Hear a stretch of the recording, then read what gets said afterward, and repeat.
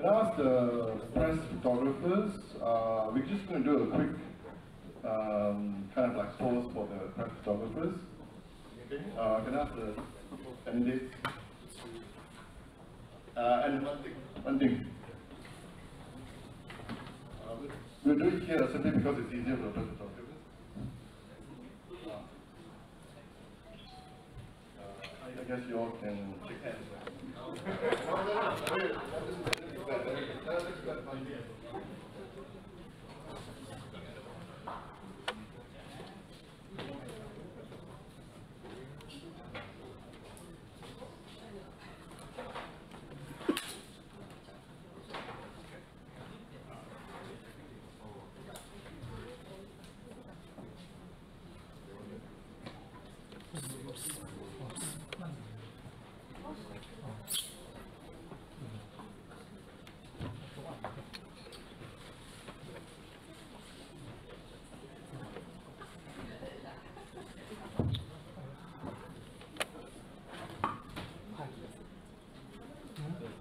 Excuse me.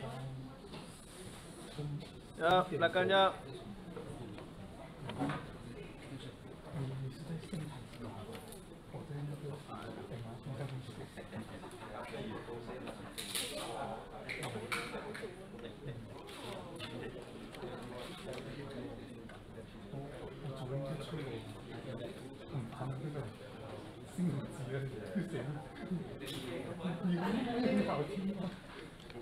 Okay, all good for the press photographers?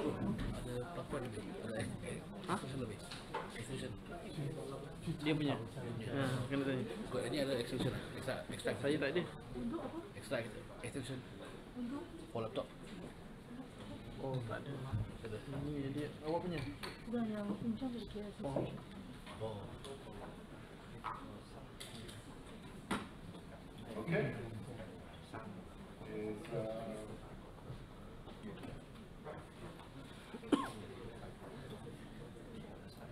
Alright, proceeding, are we okay? Yeah, it's 8:30, so let's start on time. Okay, salam sejahtera tuan-tuan dan puan-puan, dan selamat datang ke debat perdana yang bertajuk Bersih Ke Arah Mana, Hala, tuju dan peranan masyarakat Madani dalam pendemokrasian Malaysia. Izinkan saya dulu untuk meneruskan ucapan saya dalam bahasa Inggeris. Welcome, ladies and gentlemen, to the first ever live debate between candidates in the election for Bersih Chairperson for the term 2023 to 2025. The theme entitled Bersih, What's Next? Future and Roles of Civil Society in Malaysia's Democratization. My name is Daniel and the moderator for the debate tonight. I'm a journalist and writer, and I'm sure a big reason why I was invited to moderate this debate, because I have no direct affiliation to Bersih, was because last year I wrote the book We Are Marching Now, the inside story of Bersih 1.0, which delves into the behind-the-scenes history of the origins of Bersih and the first Bersih rally in 2007. Back then, Bersih was quite different. The first steering committee had 12 members, 9 of which came from 3 political parties, and the remaining 3 came from civil society, all of whom were not elected by the endorsing NGOs. So right now I'm writing the sequel to this book, which covers the second phase of Bersih, which we now know as Bersih 2.0, telling the story of how this coalition of NGOs transitioned from the dominance of political parties to being fully controlled by civil society. And here we are now, where the Bersih Steering Committee consists fully of civil society members, all of whom were elected by the endorsing NGOs of Bersih. And now we are witnessing the first time the chairperson position has been contested, as the previous chairpersons have all been elected uncontested. In fact, this is probably the first time an NGO in Malaysia has a chairperson candidate debate that has attracted the attention of national media. With this debate, Bersih is demonstrating that it practices what it preaches, setting an example of how democratic elections are to be conducted. And it is hoped that this debate will inform the decisions of the 61 endorsing NGOs of Bersih when they vote on the chairperson position tomorrow. Now, first let me introduce introduce you to the two candidates. On my right here is Muhammad Faisal bin Abdul Aziz. He was the president of the Muslim Youth Movement of Malaysia, otherwise known as ABIM, from 2019 to 2023, and the deputy chairperson of Bersih from 2018 to 2020. He's a graduate with Bachelor of Laws, LLB, and Sharia Honours degrees from the International Islamic University Malaysia, and a Masters of Laws degree from UiTM. Faisal has played a pivotal role in diverse projects such as the Palestinian Refugees Assessment Mission, as well as striving to build bridges across ethnicities for an inclusive society via the Bangsa Malaysia campaign during his tenure as ABIM president, of which he has received a federal honour for his contributions. He is actively engaged in several organizations, including a grassroots community initiative known as Adab Youth Garage. Faisal is also an International Visitor Leadership Program alumnus, a professional exchange program aimed at emerging leaders. Now on my left is Gopalan Krishnan Papachan, who has been the Executive Director of Empower, a feminist organization focused on increasing the number of women in politics since late 2021. His tenure as Executive Director.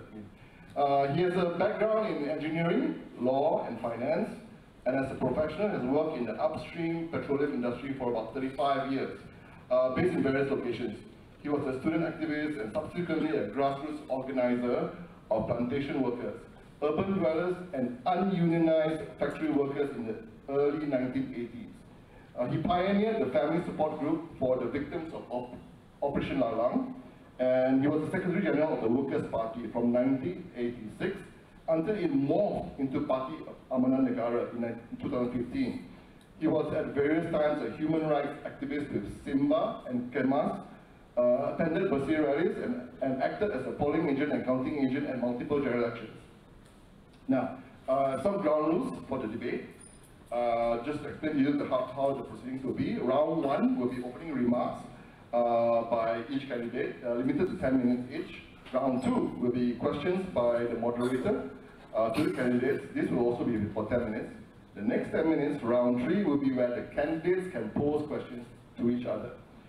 In round four, we will open up questions firstly to the endorsing NGOs. Then, depending on how much time we will have, hopefully we will have time for round five, where we will expand the Q&A session to other audience members. I would like to remind the audience that for the Q&A session, there will be no speeches allowed, only questions, and please keep it short and sweet. Finally, we will have brief closing remarks from each candidate, where they have up to 5 minutes each. Except for the Q&A, who goes first for each round has been decided by a coin toss. Candidates will not be allowed to interrupt each other's replies and statements for round one, round two, and closing remarks. For round 3, 4, and 5, if they feel the need to interrupt the person who is answering, they have to say point of clarification, and I will give way for a quick and brief response after the first person has finished his sentence. But this leeway should not be abused, okay? So, ladies and gentlemen, we'll begin the debate with opening remarks from Gopalan.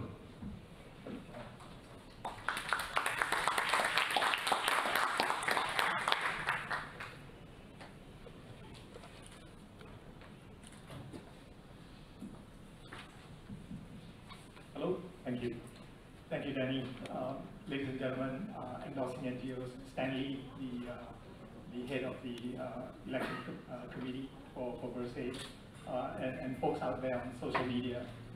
Please call me Gopal. I've got a chart on me, but Danny gave quite a good introduction, just as an outline of my background. So I won't go into that, all right? So if you can have the chart up, please, I'd appreciate it. But let me start so we don't lose time. What that background says about me, is my understanding of the community and the people of this country, right? So I worked in the plantation workers. I was like organizing ununionized workers. I got involved in railway squatters who were about to be thrown out because Malaysian Railway wanted to expand their properties. And then, that gave me a deep insight into the condition of the working class and the poor in general. Yeah.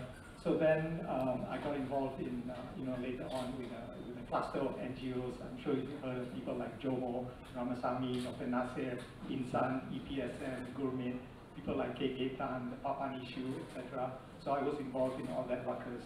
And then Operation Lalang hit, and then we had to scramble, yeah, because we had to then support the families. So folks like Maria Chen, Hussein, and myself jumped from hotel to hotel with a fax machine and faxing the whole world to get support for these detainees. And that morphed then into a family support group. We then morphed into what is today called SWARA. Okay, so then I left the country, did some more schooling, etc. Then I worked in the international space on human rights as well. But let's come to Bersih then.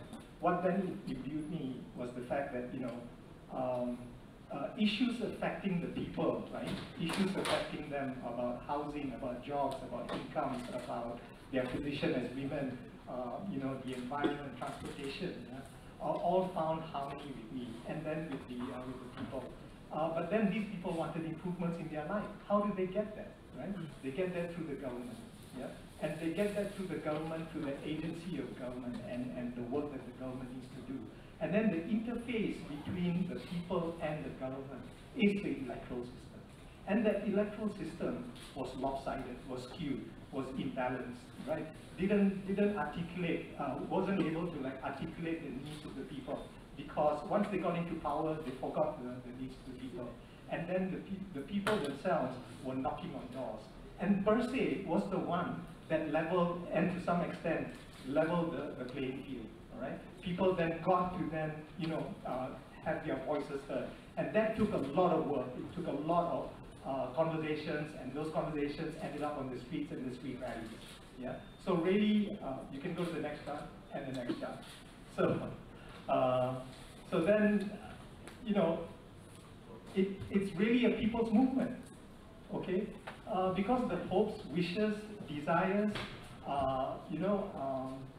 capacity of the people, etc., were manifest in that people's movement, right? So really, that's what I mean. Yeah. Sorry, I think. Yeah. Next one. Thank you. Yeah. So really, I think and the work of reform is not done. Okay, we haven't finished. We're still on the pathway to reform. Okay. So really, I want to stand before you to continue to reignite that journey, re-energize that journey. The people's movement needs that capacity, that centrality. Yeah. So, and of course we need to rebalance it with a lot of research and advocacy, etc. But the struggle of the people must come through in the work that we do in the advocacy, right? So one of the first things I will do in Bersih is to organize a congress, okay, amongst the 61 organizations. Bring them all together, listen to what they have to say about what the feelings are on the ground, where they are, what the community wants, what are their challenges, and then where do they want to go. And that conversation, that strategy forming will be our mandate for the coming 3 years. And that's what we want. So then, I also want to see a membership increase in Bersih. 61 organizations doesn't really represent a national movement. Okay, we need much better coverage, particularly in Borneo. We need women's organizations. We need a spread of organizations that cover just outside the West Coast or in urban centers along the West Coast in Peninsular Malaysia. We need a national color to Bersih, all right? So then, but subject to that Congress and the outcome of that Congress, some of my key thrusts are as follows, okay? I want to run through them really quickly. Forgive me if I rush through. You can always Q&A me later on, all right? So first off, the Electoral Reform Commission report, all right, is still a secret. Why? We need to make it public. This is a reform government. That's just a piece of paper. But it contains nearly 50 recommendations. And those recommendations can be a source of national conversation, dialogue, debate, yeah? And that's good for the country, to be talking about these things and moving things forward. So make that open, make that transparent, make that public right now. Yeah? I mean, the other thing is institutional reforms, okay? Top on my list on institutional reforms is constituency boundary redelineation. Okay, so when you get an area like Damansara and Sungai Buloh and you compare them with each other, one is 3 times bigger than the other, but each has a single representation. So the rural-urban divide is highlighted. The voter inequality is exaggerated. Yeah? So the last exercise in 2016, 2017 worsened it, not improved it. So really what we need is Bersih's involvement right in the middle of that conversation, right? And make that transparent so we can have our say, the people can have the say, right? About the redelineation and the malapportionment that has taken place throughout the decades that we've been a democracy. So then, what about the Electoral Commission themselves? Make them directly accountable to Parliament, which is simple, right? Then, you know, Parliament can see the work of these folks. Parliament can scrutinize them. Parliament can make appointments to people who are experts and reform-minded in the area of, you know, election and electoral reform. And Parliament can then sort of assess how far we're going down the road. And we are the ones that elected those in Parliament. So we are the voters that have then almost direct control through our wakils with the EC. So then, what about women? Women make up 50% of this country. Guess how many MPs we have? They make up 13% of this country. That's a shame. That's really a shame. Okay? I mean, political parties in this country have women's section. Do they have men's section in these parties? I don't think so. Because men feel a sense of entitlement to power, right? So the sense of patriarchy, sexism, misogyny is entrenched in these parties. So really one of the things I would do in Bersih is require these political parties to mandate or guideline 30% of their candidates in the next election to be women. Okay, very simple. Push them out, all right?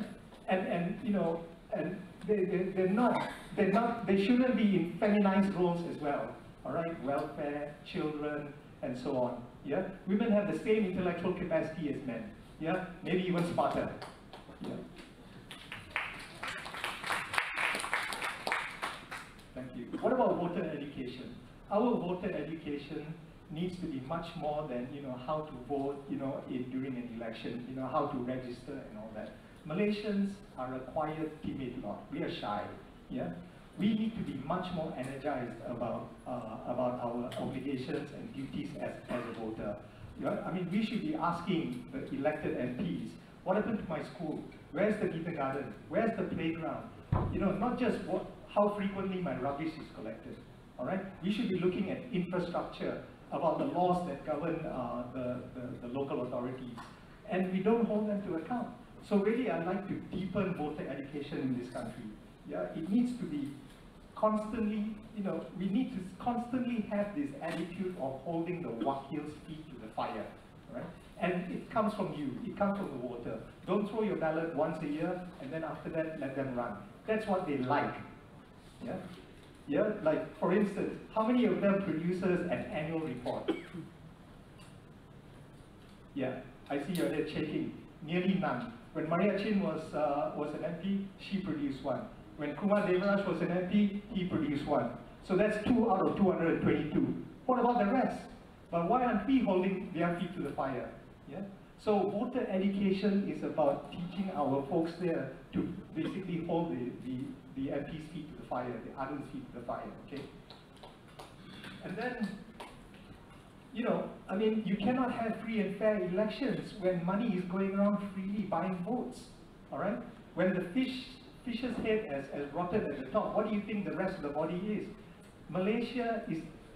Corruption in Malaysia is endemic, all right? So really, we should re-energize our anti-corruption drive. Okay, so no more DNAs. What is going on? I mean, this is a reform government that came in on the basis of a constant drive against corruption, and I applaud that government. But then, you know, it made a reversal. You know, whether it did or, you know, the DPP did or the AG did, I don't know. But really, that's a setback. And the MACC needs to be independent, another body that can basically be well and truly better resourced to conduct its investigation. Understood.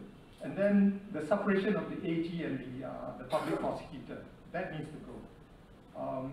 And then again, free and fair elections cannot be held in an ecosystem of oppression, right? We had the ISA, we had the SCA, all right? But we still have the Sedition Act, for goodness sake, that's from 1948, right? So, and then we have, you know, SOFMA. Why do we have this regressive acts? They act as a blanket to the freedom of expression, the freedom of association, the freedom of assembly, right? The freedom to express your ideas, etc. We need those laws to go, all right? We have enough laws to govern people's behavior. Okay. So then, one thing I want to suggest that reduces the power distance relationship between the wakil and the people are local council elections. Local council elections used to be had here in Malaysia. It's gone now, right? And it will really empower people at the local level. So in summary, let me say this, Danny, folks, we are in a good place now. Why?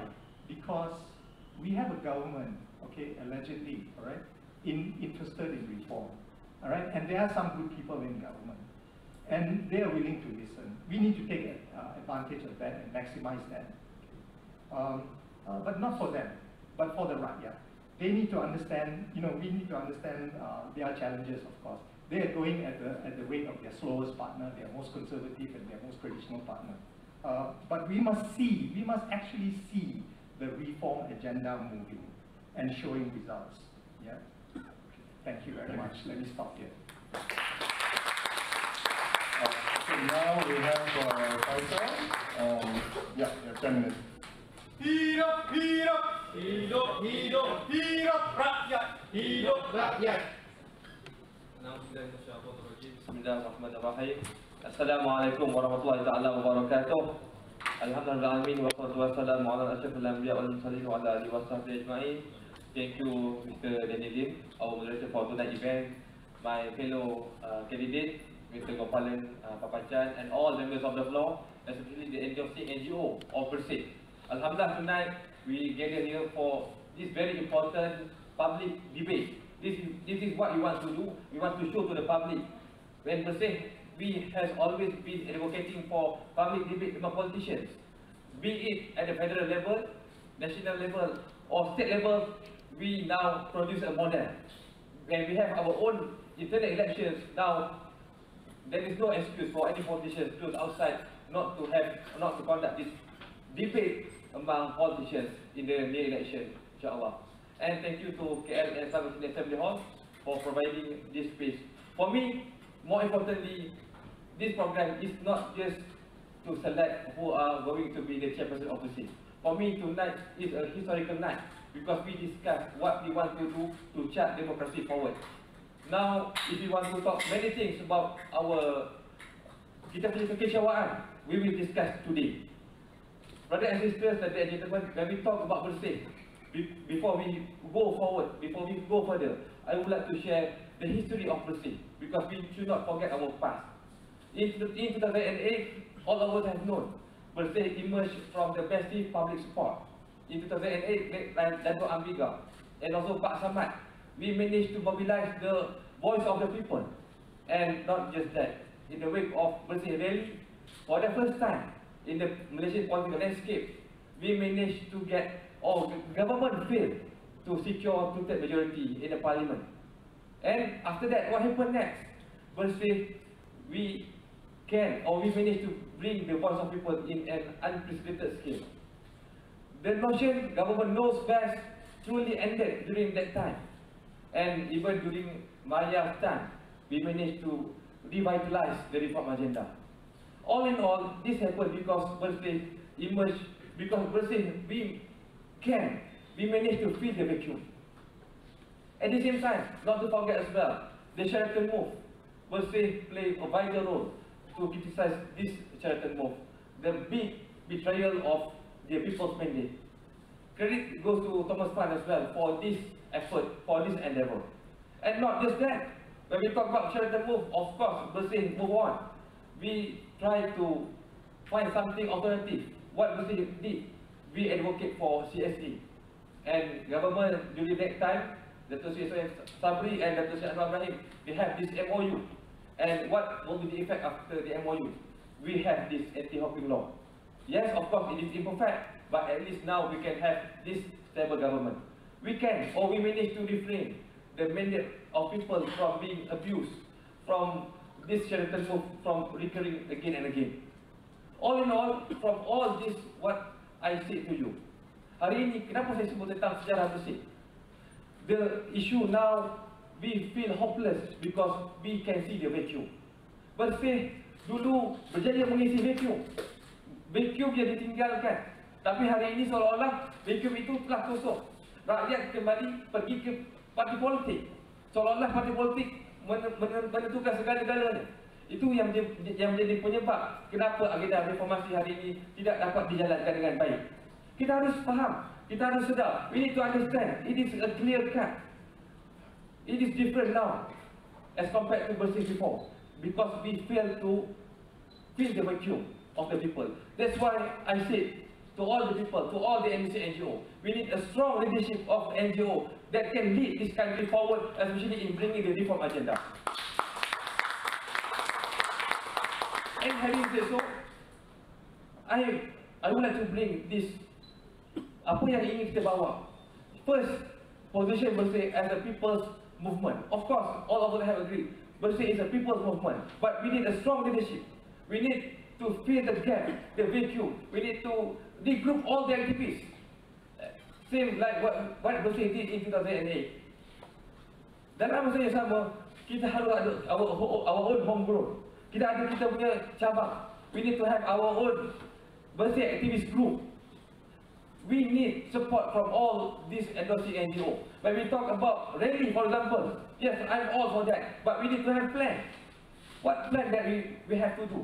Of course, we need to have this our own homegrown, our own activist group, consisting of all endorsing NGO. All of you have to participate, to contribute in this our Bersih activist group.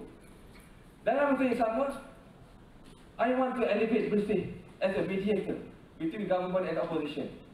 Government always accuse opposition to be the pushback for this reform agenda. Let us talk to the opposition. Let us meet opposition, engage with opposition, to talk to them, to have what we can find in common to accelerate this reform agenda. And of course, when we talk about mediator between Bersih and all political parties, we also talk about this CDF, for example. Bersih be consistent. When we talk about equal constituency development fund, we will become the mediator between government and opposition. When we talk about reform agenda, good governance, let us talk to both parties so that we can find what we can do to find something in common so that we can ensure that the reform agenda will be in progress. Dan yang ketiga, yang paling penting, we want Bersih to be inclusive enough. Sadly to say, sometimes people say that what we are fighting for just for the sake of greater good of certain urban people. Kita kena ubah pandangan ini. We have to shift this kind of mind. What we want to do is we have to enlighten pesawat, petani, peladang, pekerja-pekerja kilang. When we talk about clear and fair election, when we talk about justice, for example, in electoral system, of course it will benefit all of them. It will benefit semua lapisan masyarakat. Sebab tu tuan-tuan, hari ini bila kita sebut tentang persoalan Bersih, perlu untuk kita mengisi vacuum. Hari ini kita bicara tentang redelineation. Kita bicara tentang agenda reform. Tetapi hari ini seolah-olah tidak berjaya. Kerana apa? Kan tadi saya sebut, Bersih, we need a strong leadership because we need to fill the vacuum. Kita sebutlah DNAA. Kita sebut isu apa lagi? Isu kapal tentera laut.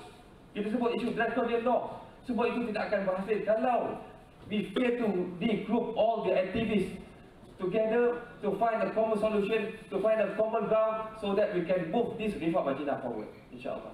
Thank you very much. Assalamualaikum.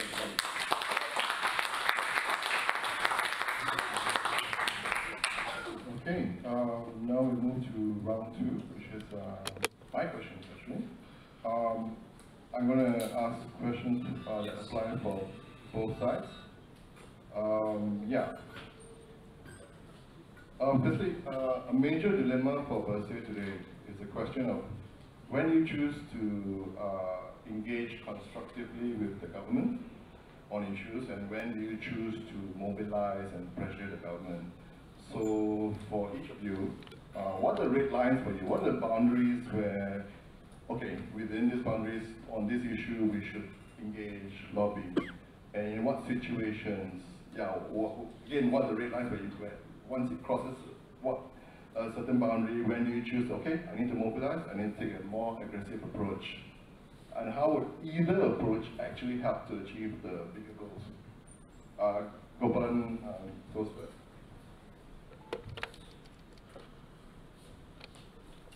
Danny, thank you for that question. Great questions. Let me say this.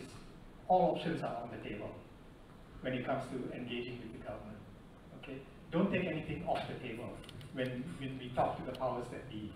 Of course, you want to have a civil discourse with the government. That's how we will begin to engage. Really depends on the issue and the urgency of the issue.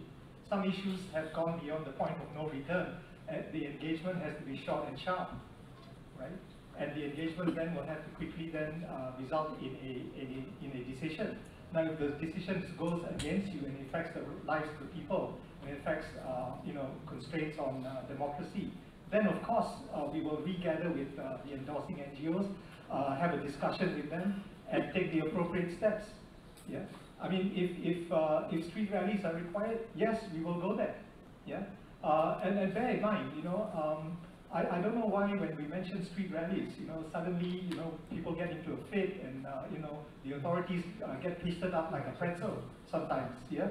So really, street rallies are a way to express peacefully the views of the people. Very simple, right? I mean, if you look at what's happening in Palestine and the support that is garnered through street rallies around the world on Palestine, those are street rallies waving the Palestinian flag, right? Martin Luther King, overcame, Afro-American, discrimination and racism through, mass demonstrations. The campaign for nuclear disarmament, resulted in, the Strategic Arms Limitation Treaty. That was mass rallies. So changes happen. So sometimes, you've got to use the right tools, yeah?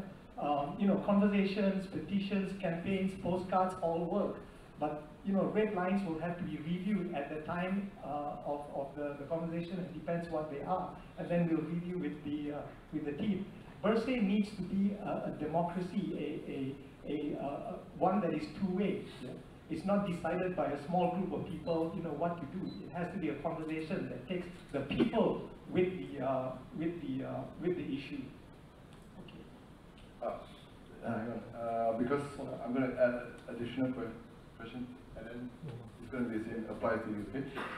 So you say red lines have to be reviewed, right? So can you give examples of such red lines, like to what, at what point would you go to the streets? Would you consider a trigger event like the DNA for Najib or any other issues? Well, I mean, the DNA has gone to a point of almost no return now, right? So really, we have to have a conversation with the people. I mean, as Saudara Faisal was saying, the people now have been numbed into a certain level of timidity and placidness. So you can't just switch on a button and people will get onto the streets. It doesn't happen that way. It does require conversation, preparation, town halls, meetings. And then, if people then desire the need to go to the street, yes.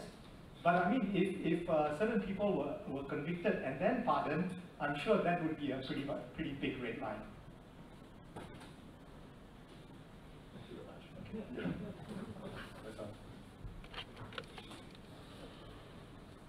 Yes, we agree that the current government is a unity government, but we cannot forget that the current government is led by tokoh reformasi Datuk Seri Anwar Ibrahim.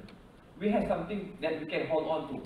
Anwar always promised for the reform agenda, to reform all the draconian laws and so on. It is a matter of time. It is a matter of how do we lobby to the current government to comply with all of his promise.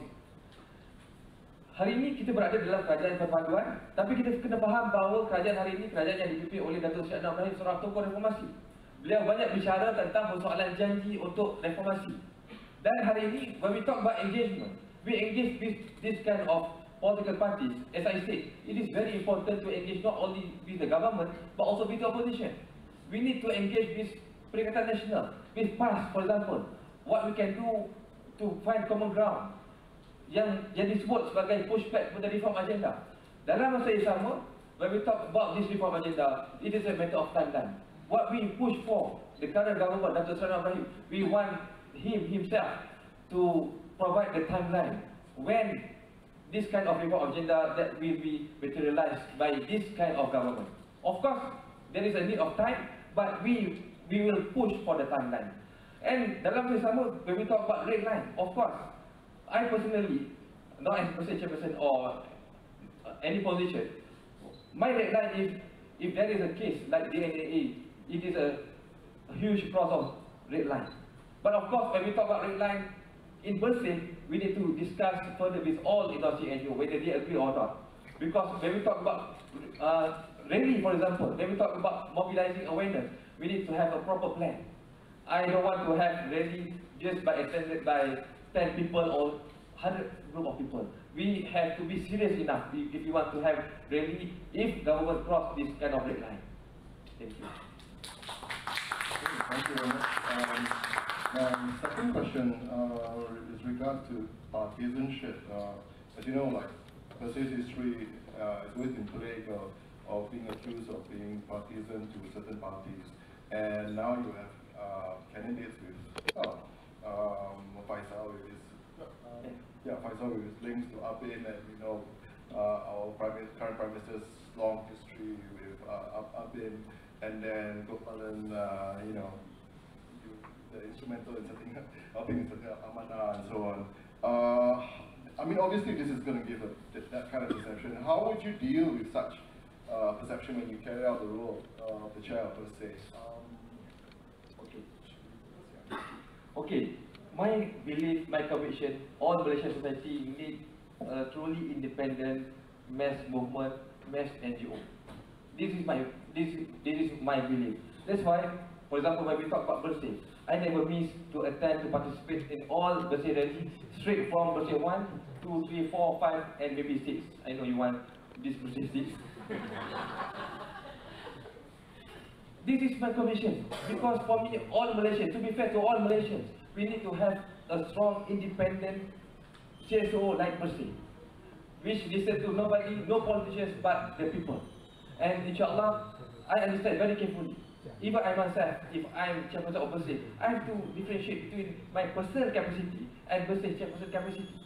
And at the same time, I believe the strength of my steering committee and all industry NGO that can guide me to ensure that Bersih always be independent if I did something wrong, pro with the government or with the opposition. Thank you.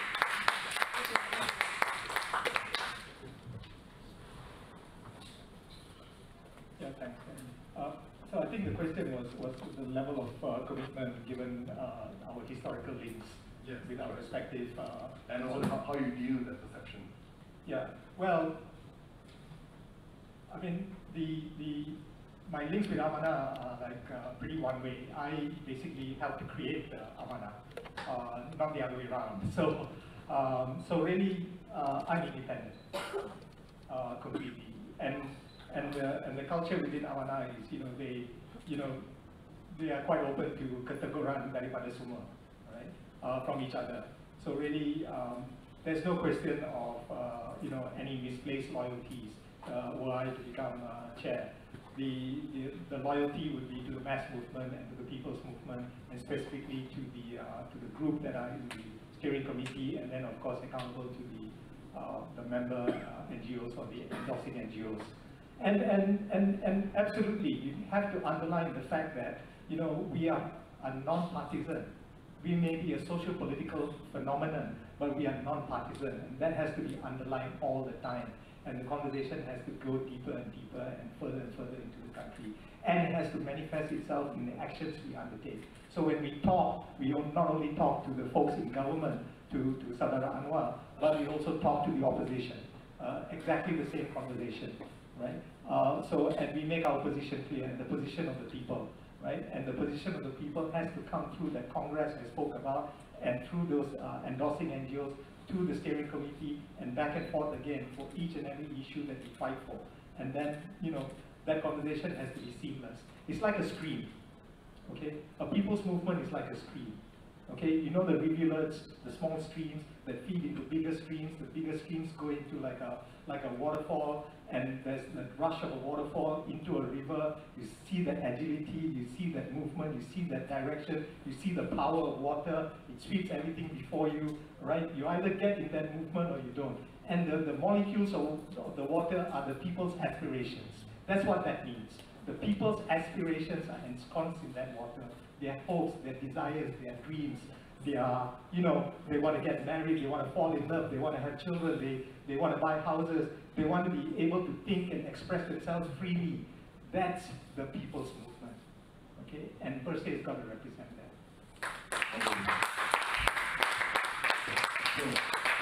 We're doing very good with time. We move on to round 3, which is the candidates will ask each other questions. Now, we will start with Faisal. I would like for this round, both of you to stand at the rostrum. Yeah, respect the rostrum. Thank you. I'll remind you all when it's running out of time. We've got 10 minutes.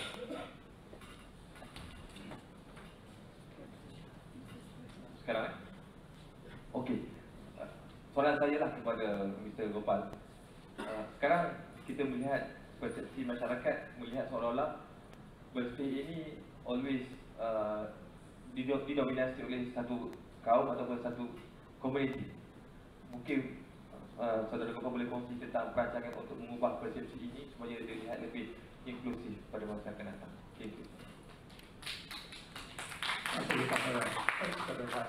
Ya, saya tak tahu apa spesifik komuniti yang kita didominasikan. Mungkin boleh clarify, mainly non-Malays. Maybe urban area. Urban, okay. Ya, mungkin itu adalah satu perception yang di luar is out there. So that's what I said in my opening remarks when I made the presentation. I think we need to rebalance that perception. Kita mesti show a national character. We mesti get members to rise to the occasion and increase the number of members from Sabah, Sarawak dan daripada desa dan daripada the east coast of Peninsular Malaysia. Right? It cannot be a urban Peninsular Malaysia phenomenon saja.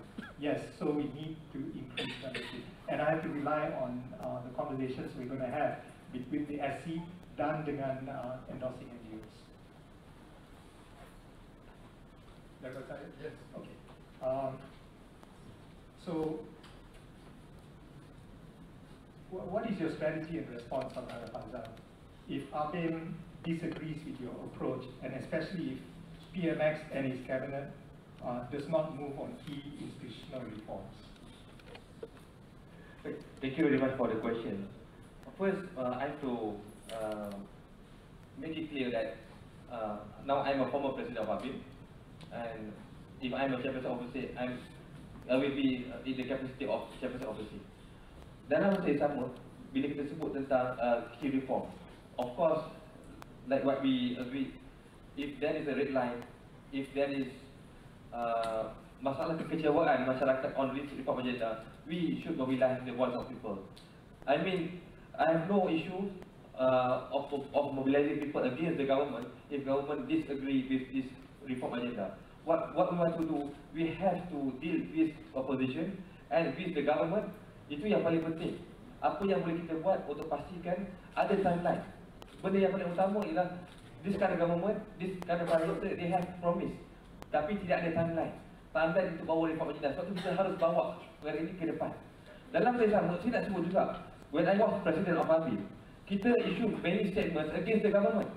It is clear cut. For example, on the issue of DNA, ABIN, even though perceived as pro-government, perceived as, but we issue statement vehemently criticize this DNA. And we ask the NGO give full explanation. So, meaning to say, even ABIN itself not pro-government. ABIN itself speak for the sake of the people, for the great people of the people.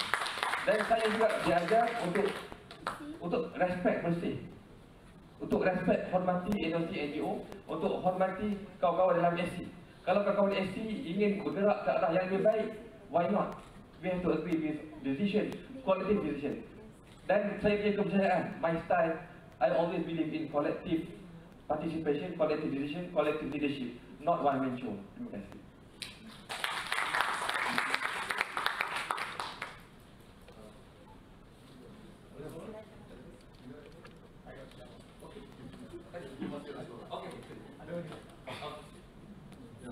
Masih ada masa untuk soalan. Okey, terima kasih. Kalau permisi saya, ya. Terima kasih saudara Faizal. Apakah stand saudara terhadap satu Malaysia yang multicultural? Sebenarnya, I think if I may share, when I was in ABIN, we brought this idea of cosmopolitan Islam as bangsa Malaysia. Saya percaya kepada kebersamaan. Actually, when we talk about stronger together, kita harus melihat kaum ini dalam konteks aset yang sama. Masalah hari ini, kalau saya nak kongsi what was by Amartya Sen, when we talk about racial issue, kita melihat political identity sebagai sesuatu yang memecahkan kita. Tapi apa yang disebut oleh Amartya Sen, for example, when he talk about Indian community, they fight the war between Muslim and the Hindu, for example. Isunya ialah kita gagal melihat semangat kaum ini dalam konteks yang positif.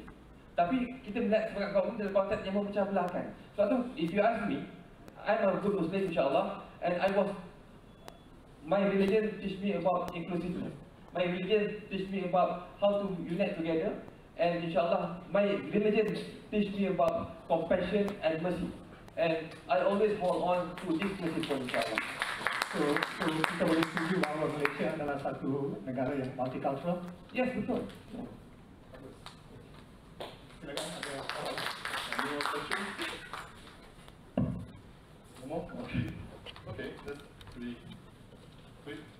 Yes, so now we move on to the section for the endorsement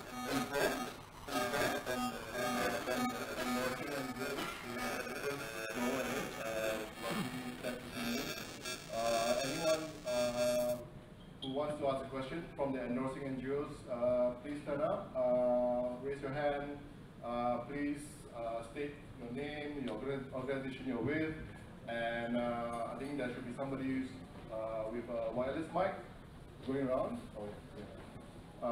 Yeah. First part, which already goes to endorsing NGOs. Yes. Yes, no speeches, please. Questions only. Hi, I'm Kira from UDEB, one of the endorsing NGOs. How would either of the candidates prepare to counter the narrative that the upcoming delineation exercise will be an exercise to reduce Malay Muslim power in Malaysia? Thank you. To reduce Malay Muslim power in Malaysia, the redelineation exercise.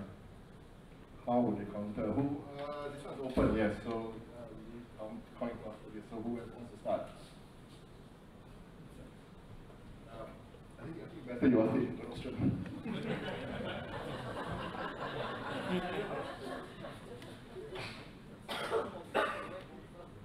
Okay, thank you. What I will do, insyaAllah, I will use my circle of influence, especially among the Malays. We have to emphasize this to all Malaysians, especially to the Malay. When we talk about redelineation, when we talk about election, all about voting power. When we talk about voting powers, everyone got equal rights to vote. So, dia tidak ada isu kaum, tidak ada isu reducing Malay, whatever. Sebab akhir sekali, when we talk about malapportionment ataupun ketidakseimbangan tentang voting antara bandar dan luar bandar, it is a real issue. Kita harus faham kita kena address isu ini. apabila kita sebut tentang parlimen di bandar, contohnya parlimen di bandar ni orang selalu kata parlimen yang majoritinya orang Cina. Kita kena pecahkan supaya memberi hak voter right, supaya mereka ada equal rights dalam konteks suara. Berbeza dengan di kampung, tidak adil kalau kita lihat di bandar contohnya dibagi 200,000 pengundi, tapi kalau di kampung ada 30,000 pengundi. Ini adalah isu tentang voting power, bukan isu kaum. Jadi kita harus tekankan kepada mereka, beri pendidikan kepada mereka bahawa bila kita sebut tentang isu hak pengundi, ia adalah melibatkan tentang the voice of the people, voting power. Kita tidak mahu ia terpalit dalam isu perkauman sempit yang mungkin dimainkan oleh sebagian pihak. Yeah. So this is a really good question. We can't address it mechanically. We can't address it through numbers. It's a conversation that is wrapped up with identity. We need to delayer the identity, right? And we need to talk directly to the people, right? Rather than through the politicians who have a warped view of identity. We need to communicate directly to the people in terms of their rights as a citizen, and that those rights, are universal, whether you're in the countryside or in the rural area, right? And so then, this idea of certain groups of people have certain privileges and they are locked in through the political processes in the elite political parties that use identity, etc. We have to break through that. But we cannot break through that by talking down to them. That's wrong. We need to be talking together with them, having a conversation across the table to them. We need to be listening to their real concerns. Why do they feel that this is a disenfranchisement of Malay Muslim rights? Is it the disenfranchisement of the Malay Muslim power within the power structure of some of these elite parties? Or really are we taking away Malay Muslim rights on the ground, right? Those rights are preserved and ensconced in the constitution. Those are protected. It's a long conversation, Kira. So we have to have it, and we should start it, and we should have started it some time ago. Okay. There's no simple answer to this. But as a nation, we need to come together and talk about it. Okay, next question, please. Yes.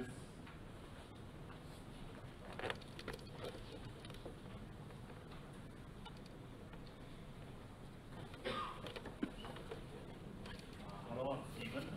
Here on behalf of Debat Malaysia. Sorry, which? Debat Malaysia. Oh, Debat Malaysia, got it. Okay. So I actually have two. Am I allowed to ask more than one question? Just for 5 minutes. Sure. We have time. I'll be quick. So the first question is that how does the candidate ensure the views of every endorsing NGOs are considered and any decision made are representative of the views? And then one more question for Faisal is that as the previous head of AWANI, can you perhaps demonstrate any examples of how AWANI countered Pakatan national divisive and racial rhetoric? So two questions. Yeah, but why does your first one only apply to Faisal? Because it's like basically asking. The first question is for two Oh, right. Okay, got it. Okay, first question is for both of them. Okay, got it. Okay. Yeah, ensuring every endorsing NGO is, yeah. So, okay. Thank you very much for those questions, in Malaysia. So, the views of endorsing NGOs. Yes, I mean, firstly, that Congress I mentioned from the get-go is, the gathering together of all of them.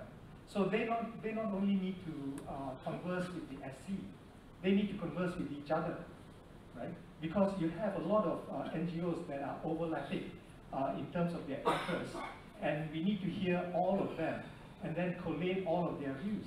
And we need to make sure that those views are representative and are real and tested with the rest of the 61 NGOs. So of course, those are multiple conversations we need to have. So the way to do it is to have an SC that is intimately connected with the endorsing NGOs. When we do stuff, we should report back to them. When they do stuff, we should know about it. right? So then, there is a feedback loop, and then meetings should be regular, right? My understanding is that, sometimes when the SC calls for these meetings, very few show up. Now, I don't know how regular they are, but, if I were to get the role as chairperson, after the congress that we would organize, we have to agree the regularness and the frequency of these conversations. So that way, there's rapport. We listen to their needs and their concerns. This campaign has allowed me to touch base with some of you and learn about things that I was not aware about. The land grabs in Sarawak, right? The voter education limitation, the timidity of the people in voicing their concerns. So we need to actually learn about where we are today. Absolutely. So, Okay, I think it is about structural problem because of structural issue, because we don't have constitution. My hope is if we can have our own guideline, peraturan tetap ataupun constitution, we can stipulate in our constitution, Bersih, we need to have this consultative activities, for example, twice a year or maybe 3 times a year with all the NGO, and all the NGO have to come forward with in this our consultative program or event with all the NGO. So we need to have this kind of structural issue that need to be taken into consideration. Inshallah, if we have this constitution or maybe peraturan tetap, all NGO must abide by, must come and actively participate in this consultative council or event that we organize, inshallah. And your question on what are we do to counter Perikatan Nasional? Sorry, ini dalam live TV. Akan susah sikit dalam polisi. Mungkin after this boleh, after this. Some politics is too political lah. Sorry lah. Sorry. This is open debate. You should tell it open publicly. Yes, what we try to do, we bring the idea of inclusiveness, wasatiyah. In Islam, we have the idea of moderation, wasatiyah. We look into perspective. When we talk about racial issues, we should look at that from the perspective of empowering all nations. That's why when we talk about, for example, 153, when we talk about position of the Malay, it doesn't mean that we are disempowered. It doesn't mean that we are disempowering other people. So when we talk about moderation, we brought this idea of wasatiyah, kebersamaan, dan juga dalam sama bila kita sebut tentang pelbagai kaum, kepelbagaian kaum inilah yang menyatukan antara kita. Hari ini juga kita ada wanita yang ramai.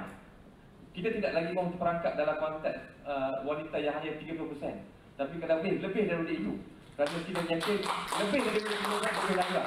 Tapi hari ini kita mahu terperangkap.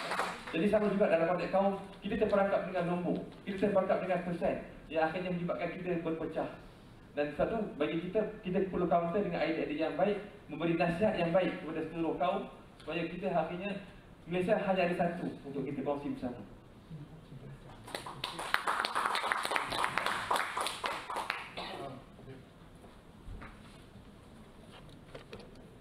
Hi, there seems to be.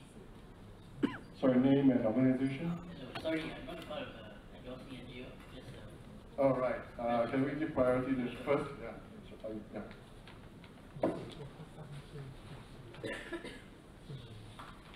Hai, saya Agung Farah daripada Architects of Diversity Malaysia. Soalan saya pun mungkin sedikit politik, tapi memandangkan saya cuma ingin bertanya tentang pendirian lah kalau situasi yang saya sebut ini berlaku. Kita tahu bahawa kalau kita ingin mobilisasi massa yang menggerakkan rakyat ataupun masyarakat, di akhirnya tidak boleh tidak kita memerlukan political move ataupun parti politik yang bergerakkan. Berdasarkan isu-isu yang dibawa oleh kerajaan perpaduan sekarang, sebagai contoh seperti disebut tadi DNA, ya, wujud kontradiksi dalam idea reformasi yang dibawa oleh kerajaan perpaduan. Andai kata selepas ini ada lagi isu-isu yang memerlukan Bersih menggerakkan massa, menggerakkan masyarakat untuk turun ke jalanan, adakah Bersih bersedia untuk bersama-sama dengan parti pembangkang iaitu Perikatan Nasional sendiri untuk membentuk satu koalisi menggerakkan masa. Kerana kita tahu ya, Perikatan Nasional ni walaupun begitu dan begini, tapi tapi bagaimana pandangan daripada dua-dua calon chairman? Terima kasih. Seperti yang saya sebut tadi, bersih kita objektif. Bila kita sebut tentang reform agenda, kita objektif. Kita bukan partisan. Kita bukan melihat siapa yang bawa. Kita melihat bagaimana kita boleh materialize this reform agenda. Sebab tu awal-awal tadi saya sebut, saya punya position saya nak bawa bersih sebagai mediator between government and opposition. Kita nak pastikan bila mana reform agenda ini dipahami oleh kedua pihak, mereka menjadi penyokong pro kepada agenda reformasi. Sebab tu kalau kita nak sebut juga, kalau nak mobilisasi rakyat, kita terbuka kepada semua, asalkan tidak ada dominasi parti politik ataupun tidak ada dominasi politik kebencian yang masuk dalam aktiviti-aktiviti bersih yang menyebabkan kita berpecah. Kita bersatu dengan semua pihak, asalkan kita mencari kesepakatan bersama. Kita terbuka sama ada pembangkang atau kerajaan yang bersetuju untuk kita cari jalan yang bersama, kita bersetuju untuk bersama dengan mana-mana pihak, asalkan seperti yang disebut, reform agenda ni kita lihat dalam konteks yang objektif. That's a great question, AOD. Terima kasih. So, we have to make sure that the values of the people come through in whatever mass action we undertake. If people come into a mass action and undermine those values, they are not welcome. Okay, so we have to draw that line. Bersih represents unity. You saw the spirit of Bersih when we took to the streets. Semua kaum bergaul dan melibatkan diri, menolong each other, support each other. That's the kind of spirit we want. If they come to a Bersih rally exhibiting the kind of values that they espouse on social media, then no. Yeah, we have to be clear what Bersih represents. We cannot go to a street rally saying everybody can come just to make up numbers, we look good, and push our reform. That's not us. That could be the downfall of us. If we are corrupted by the rhetoric of hate, the rhetoric of separation. Yeah.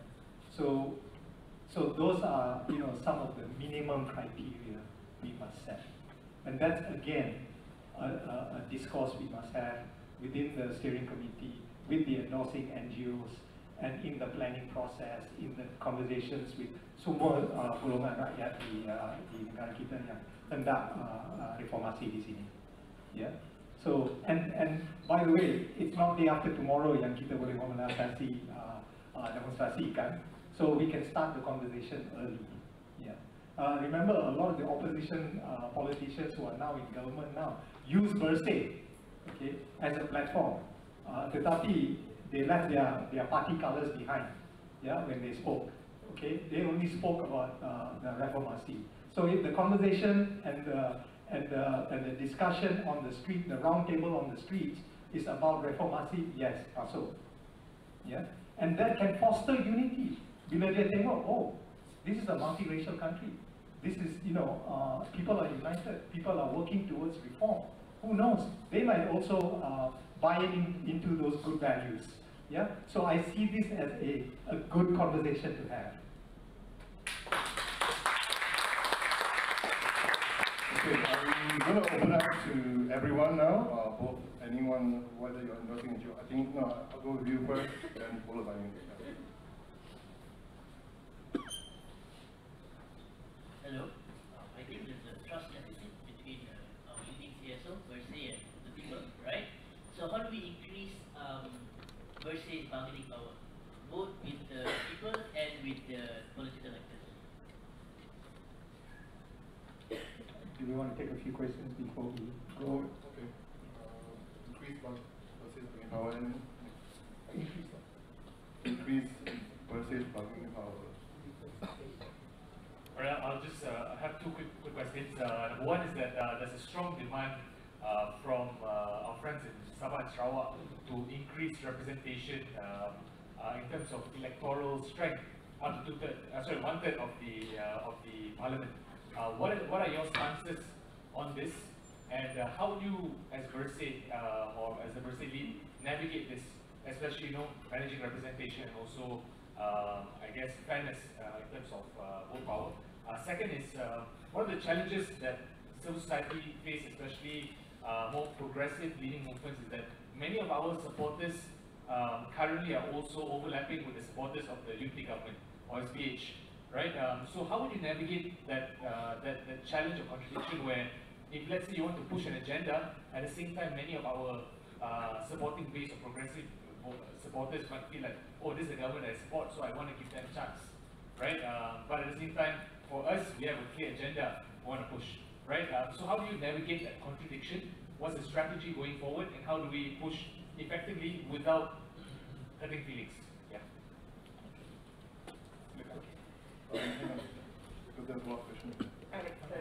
Sorry. So mine is how you Sorry. There's really 3 questions here. Okay. Let them address this. Alright, no problem. Yeah. Okey, yang pertama kita tinggal lagi berbaki 2 bulan untuk melihat ulang tahun Sheraton Mall. Ini ialah insiden yang perlu kita gunakan untuk mengingatkan mereka. Kita harus ingatkan mereka yang complacent, tidak mahu laksanakan reform agenda. Kalau mereka gagal untuk laksanakan reform agenda, this kind of Sheraton Mall will recur again and again. Jadi kita harus manipulate perkara ini, mengingatkan mereka bahawa pentingnya untuk digerakkan agenda reformasi. It's not about giving chance, betul, bagi peluang, tapi bagi Bersih, bagi kita, we have to make it clear. Okey, bagi peluang, tapi what is the timeline? Itu yang perkara besar yang perlu kita dapatkan. Apa timeline dan apa bentuk reform yang mereka mahukan kita prioritas? Of course, we are open for that.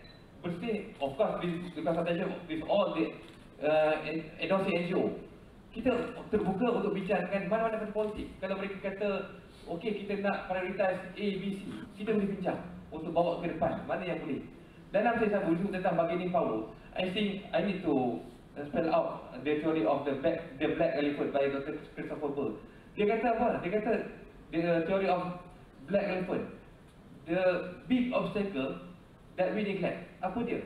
Masalah kita hari ini ialah bila kita sebut tentang reform agenda, kadang-kadang kita tahu ianya mungkin tidak difahami oleh rakyat terbanyak. Pemandu teksi, mungkin sebab mereka sibuk, kerana kita tidak enlighten mereka.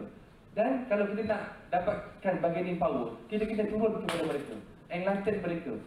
Kerana kita dah tahu, ini masalah ni yang disebut tadi, black elephant. Kita tahu ini masalah besar, tapi kita neglect. Kita tahu ada masalah. Pemandu teksi, pesawat, mereka ini sibuk dengan pekerjaan. Mereka tidak melihat reform agenda sebagai satu isu yang besar. Akhirnya kita gagal untuk dapat bargaining power. Dan juga tentang Sabah Sarawak, saya fikir ada yang disebut bahawa seolah-olah ada dalam perjanjian Malaysia. Tapi saya fikir sebenarnya dalam konteks yang lebih utama ialah keadilan dan juga keseimbangan. Kita bersedia untuk berbincang dalam konteks lebih banyak kursi parlimen di Sabah Sarawak. Tapi yang paling penting perlunya ada guideline. Guideline tentang voting power tadi. Kita tidak mahu apa yang berlaku sebelum ni berulang. Kalau di KL sampai 200,000, tapi kalau di satu kawasan 20,000. Ya betul. Sebab di KL itu rumah flat memang padat. Tapi perlu ada guideline juga supaya tidak terlalu berbeza, tidak seimbang, ketidakseimbangan yang berlaku. Terima kasih.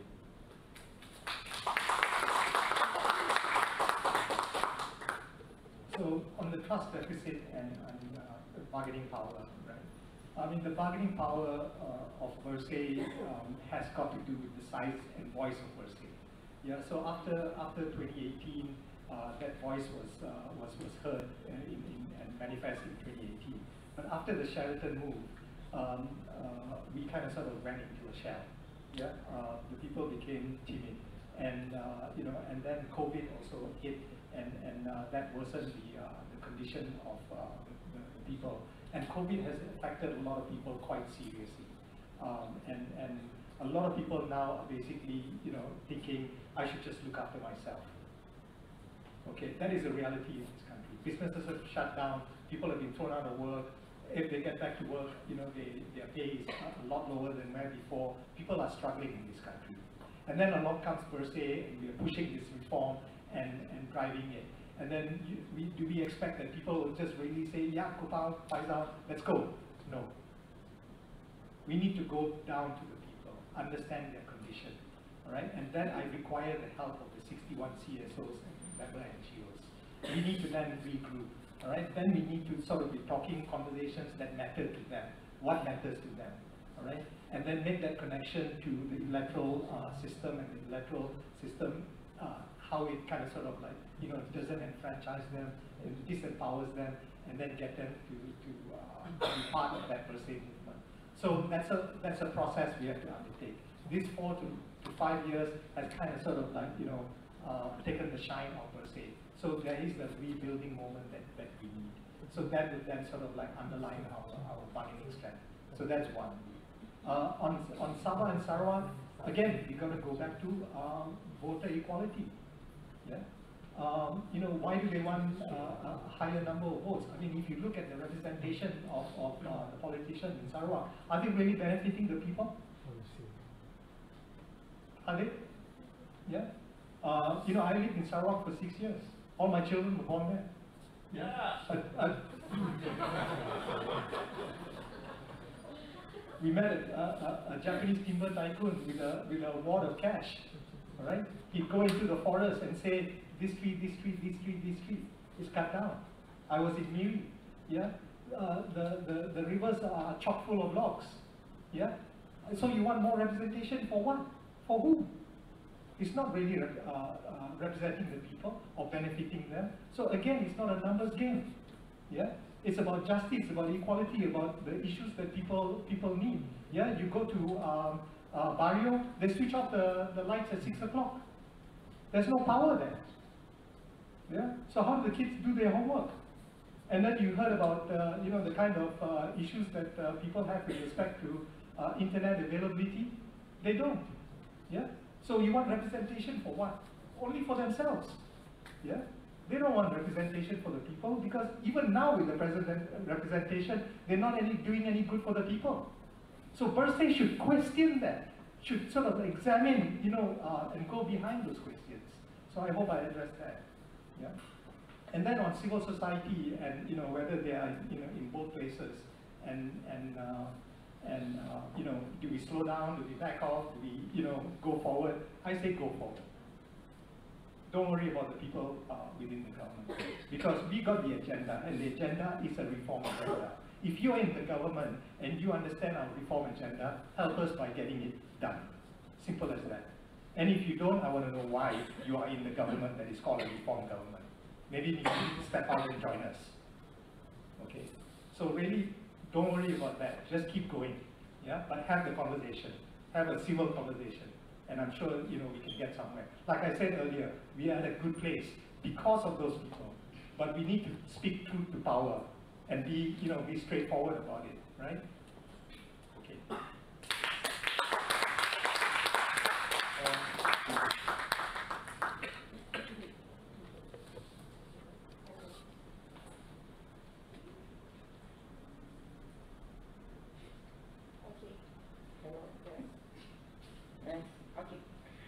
How you manage relations between Bersih and SPR?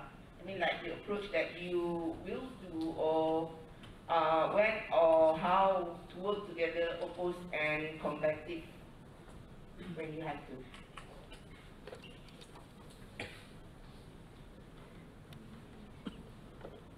Hello, Assalamualaikum. Disebabkan topik hari ini adalah masa hadapan Bersih, jadi saya ingin bertanya kepada kedua-dua calon, apakah masa hadapan pilihan raya pihak berkuasa tempatan di Malaysia, dan adakah ini akan menjadi sesuatu kepentingan di kepengerusian anda berdua? Terima kasih. Maybe one more. Assalamualaikum warahmatullahi wabarakatuh. Zainuddin from Abi.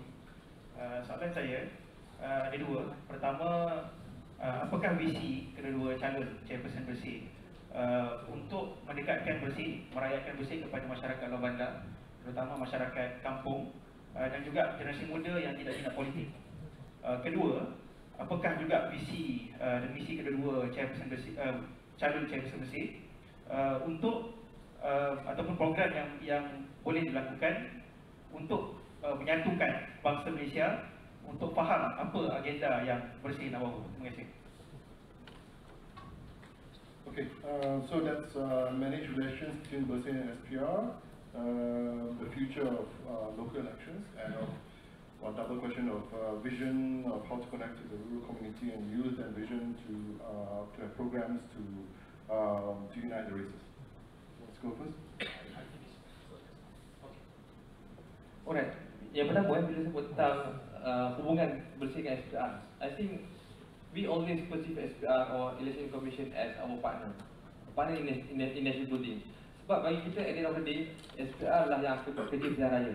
Cuma tinggal lagi, apa yang kita nak buat ialah kalau boleh ada structural system, letakkan SPR tu accountable di bawah parlimen.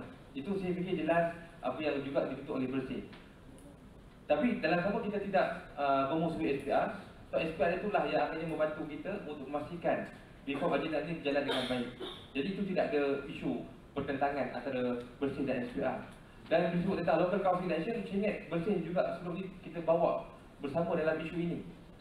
Cuma tinggal lagi bagaimana ini boleh dibawa dalam konteks yang lebih luas. Maksudnya bukan hanya di bandar tapi juga di kampung-kampung. So kalau kita nak sebut tentang voting power dan sebut tentang hak rakyat untuk mengundi, kita juga sebenarnya boleh ketinggalkan pilihan raya ketua kampung sebagai contoh. Salah satu cara untuk mendidik orang-orang kampung memilih ketua mereka. Tapi sudah pasti yang paling penting isu besarnya ialah kos.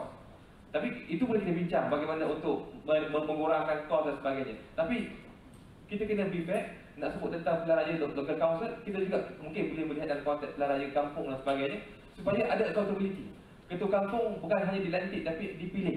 Sama juga dengan local council, mereka ini dipilih. Jadi mereka ini ada bertanggungjawab untuk memberi manfaat kepada rakyat. Dan juga tadi yang ketiga tentang nak approach masyarakat luar bandar, khususnya orang-orang muda. Ya betul. Tadi orang muda banyak suka tengok TikTok Saya ingat semua tahu lah.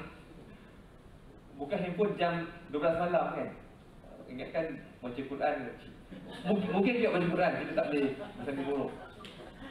Jadi apa yang mesti perlu buat in the future, kita kena memperbanyakkan dalam konteks social media. Kita kena audit social media. Kita kena banyak tim, kita perlu ada tim yang kreatif dalam konteks untuk counter isu-isu melibatkan social media. Walaupun susah, 1 minit. Kita nak cakap 1 minit itu susah. Sebab saya bukan generasi sebegitu. Tapi kita kena belajar. Kita kena belajar sampaikan mesej dalam masa 1 minit yang begitu padat, orang suka tengok.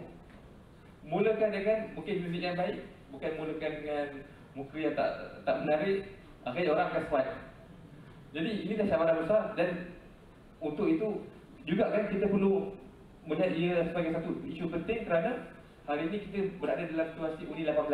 Mereka 18 tahun ke atas sudah boleh mengundi, dan mereka inilah pengguna tebusan TikTok. Dan untuk itu saya ingat untuk di masa mendatang Bersih perlu leverage TikTok sebagai salah satu medium menyebarkan berita yang baik kepada masyarakat. So, Bersih dan SPR, you cannot get anywhere with the government by being competitive. We need to collaborate. Yeah. But we need to collaborate with clarity about our goals. Yeah. What is Bersih's goals? What are the people's goals? And what are the SPR's goals? Put them on the table. Be transparent with each other. And at every step of that collaboration and every step of the way, we need to make sure that we are connected with the 61 members and the 61 members with their members. So then we know we're connecting. Yeah. So if the issues are around appointments, competence, resources, then macam saya bagi tahu tadi, we want to tell them you need to be accountable to Parliament. Yeah? So this is not a conversation with SPR. This is a conversation with PMX. Yes. And when is he going to do that? So there are layers of conversation we need to have. Yeah? And then we need to engage with other stakeholders within government who have a relationship with SPR also. Yeah? Wakil Rakyat. Adun. Yeah? So if the Wakil Rakyat and the Adun can become our allies, then we build a coalition of an army of people that are pushing Bersih's cause. So don't act alone. Yeah. So that would be my strategy. Yeah. So tapi bila dia push back, then we also need to regroup and re-strategize. Tetapi don't negotiate on single issues. Don't salami slice. Yeah, then you lose. Take the big approach. Yeah, what is the big approach? We want you to be accountable to Parliament. Okay, that's the big strategy. Because daripada situ, the MPs can scrutinize you, not just Bersih. It's not a private conversation with a group of people, all right, with the SPR. It's a public conversation. Yeah, so that's a big strategic win if we get it. Yeah, then the rest can flow from it: appointments, resources, budget, yeah, redelineation. So we got to work strategically, and we got to work with partners. Who are the people that will benefit from a freer, and a more level playing field? Yeah, even the Wakil Rakyat, opposition juga. Yeah, so bring them on as allies. So local council elections, no question, do them. Do them. If cost is an issue, do them in phases. Okay, do them in phases such that we can learn, and then we can replicate. Yeah, we'll make mistakes. Yeah, you don't make a mistake on a grand national scale. You make a mistake on a local scale, and then you check and adjust as you go along. But we need to get started. That conversation has been around for such a long time, and we're not moving. Yeah. So the power distance relationship daripada wakil ke MP is huge. Yeah. Tapi it can be reduced if we have local council elections. And you know who are the people that will benefit most from local council elections? Women. Yeah, because women are at the forefront of telling, your local fellas, fix this, fix that, do this, do that. If you don't, I'm going to be on your tail again. Yeah. So local council elections may actually then benefit women as basically representatives in local councils. Yeah. So I want to seek allies amongst women to push local council elections. Okay. So the vision luar bandar dan generasi muda.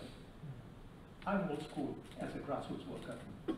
Yeah, we need to turun ke padang if we want to mobilize and bring about greater awareness with people in the countryside. Yeah, they need to see us. They need to feel us. Yeah. So as a grassroots worker, you keep going in, out. You bring back conversations. You then keep going again and again. Yeah. So again, we need an army of collaborators, yeah, from the towns who understand and speak the language of the people in the countryside, and go and listen. Listen first, yeah. Take the messages back. Social media is well and good. Your message will only last maybe 25 seconds, and then after that you're gone, you're out of the picture. Yeah. Who do they see? Who do they talk to? Yeah. If they're constantly flooded by other messages, then your message will not resonate unless you are there. Yeah. So maybe we need to have Bersih local branches in key targeted areas. Yeah. That can work the space, that can work the ground. Yeah. How about that? Yeah. For that we do need money, and we need to look for money and resources on that. So really depends. If we want to increase the national character of Bersih, we have to go to the rural areas. Yeah, no choice. And that's related to the other question tentang bangsa Malaysia. Yeah, we cannot have a bangsa Malaysia that is just urban, yeah, articulated by the bangsa Monkiara narrative. Yeah, it needs to be a national narrative. And the Bangsa Monkiara narrative, sorry, any folks from Bangsa or Monkiara, PJ is also included. So we cannot talk down to them. Yeah, we have to listen to them. Yeah. So, but they will talk if they have ready people to listen. So that conversation has already started under this reform government.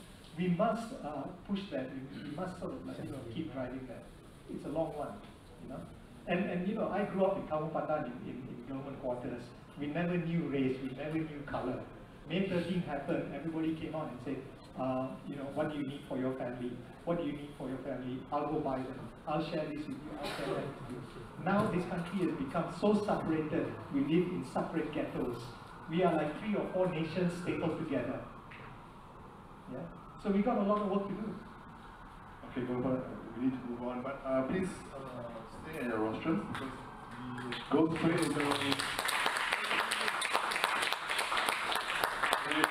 the opening, closing remarks, and you decided earlier that Governor will start closing remarks. You got 5 minutes. Yeah. Okay.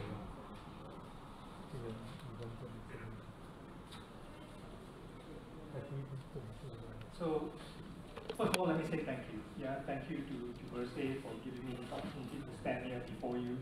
And together with my Saudara Kawan Faisal, I want to thank him also for stepping up and giving his best. Thank once again Stanley, I think, for putting on a fantastic event. So we're really at again an important juncture. Okay, the hoo-ha of 2018, post-2018, the Sheraton move, and then the uncertainties of the coalition government may be slightly behind us. There have been some changes in the cabinet. It appears to be a move in the right direction. I don't know, that remains to be seen. But you will agree with me that the reforms are stalling. Yeah, they're not moving at pace. No matter what the reasons are, we can have a separate conversation about that, but that's not good enough for the people.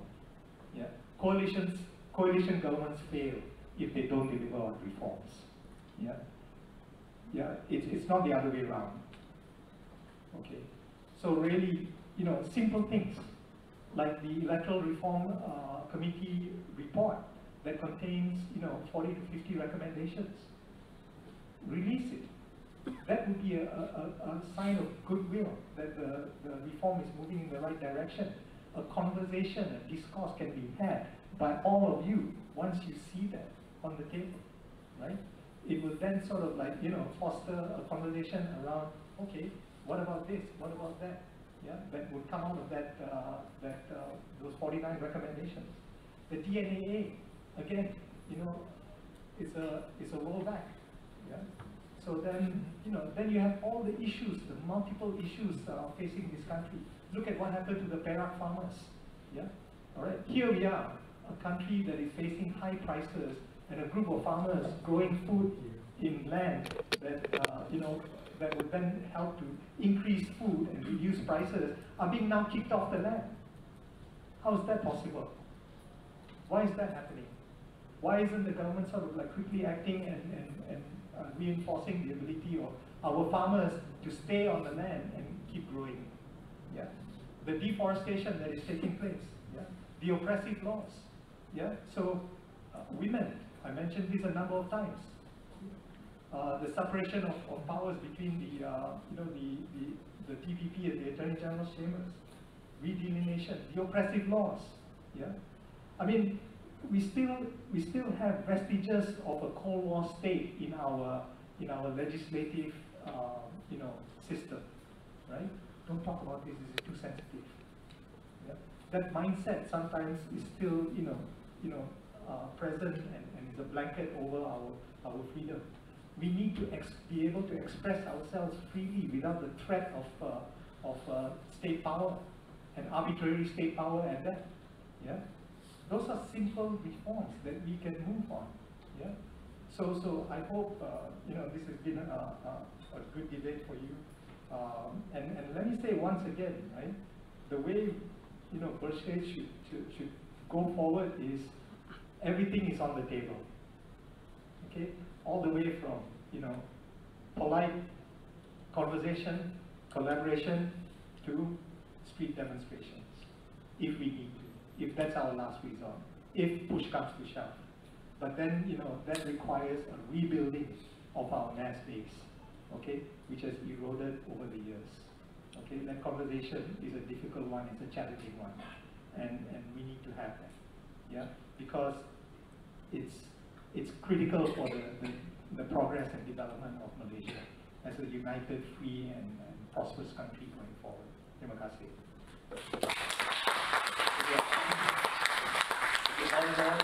conversation just now, we can see it seems that we are hopeless. We can see disappointment from all CSOs, especially in terms of reform agenda. So that's why I think there is a need to fill a gap, because now we can see the huge vacuum, as I said just now. In CSO, people may be politically fatigued when we talk about how to elevate the CSO. That's why I offer myself. Even last weekend, I handed over my position as ABI President, and I try to be the best if I am elected as a Bersih chairperson. I hope I can be in the right footing and to regroup all the activists, insyaAllah. Dan saya terima kasih kepada Mr. Gopal. He's my best friend. I met him and we discussed about how can we bring this democratic mechanism forward.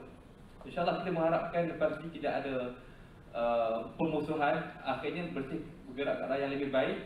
Dan saya ucapkan terima kasih. Please give a big hand to Election Commission. Saya fikir penonton-penonton di luar AWANI Malaysia ini harus menonton pilihan raya Bersih, jadikannya sebagai model untuk politician yang berada di luar. Kalau pilihan raya kecil lepas ni, tidak mesti kat mana pilihan kecil ada ni. Sudah tak ada kan? Buat satu live public debate seperti mana yang Bersih buat. We walk the talk. Terima kasih sekali lagi kepada semua, juga kepada Danny Lim dan juga kepada KLSCAH dan semua Indonesia. Terima kasih. Assalamualaikum warahmatullahi wabarakatuh. So, thank you very much. Very different personalities, very different age and approaches, but actually, I feel that there's a... Hidup, hidup, hidup, hidup, hidup rakyat, hidup rakyat, hidup, hidup, hidup, hidup, hidup Bersih, hidup Bersih. I found that there's far more in common than having different things.